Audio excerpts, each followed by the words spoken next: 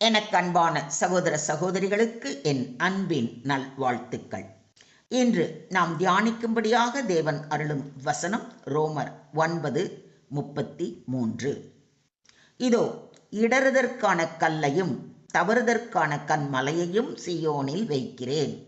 அவரிடத்தில் விசுவாசமாயிருப்பவன் எவனோ அவன் வெட்கப்படுவதில்லை என்று எழுதியிருக்கிறபடியாயிற்று. ஆமென்.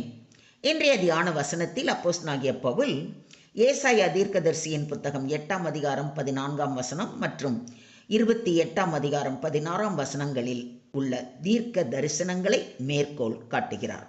இங்கு இடறுதற்கான கல் என்பது ஆண்டவராகிய இயேசு கிறிஸ்துவை குறிக்கிறது. ஏன் அவர் இடறுதற்கான கல் என்று அழைக்கப்படுகிறார்? ஏனெனில் பலர் அவரை ஏற்றுக்கொள்ளவில்லை. தங்கள் சொந்த நீதியையும் கிரியைகளையும் நம்பியவர்கள் கிறிஸ்துவை நிராகரித்தார்கள். அதனால் அவர்கள் இடறினார்கள்.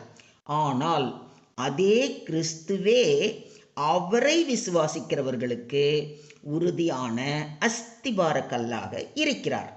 அவர் மேல் தன் வாழ்க்கையை கட்டுகிறவன் ஒருபோதும் ஏமாற்றமடைய மாட்டான். உலகம் அவனை புரிந்து கொள்ளாமல் இருக்கலாம், சிலர் கேலி செய்யலாம், ஆனால் தேவன் அவனை ஒருபோதும் வெட்கப்பட செய்வது இல்லை. இன்று நாமும் ஒரு கேள்வியை நம்மிடம் கேட்க வேண்டும். நாம் எதை நம்பி வாழ்கிறோம்? நம்முடைய திறமையையா, உலகத்தையா, அல்லது கிறிஸ்துவையா? கிறிஸ்துவை முழு இருதயத்தோடும் விசுவாசிக்கிறவர்கள் சோதனைகளிலும் நிலைத்திருப்பார்கள்.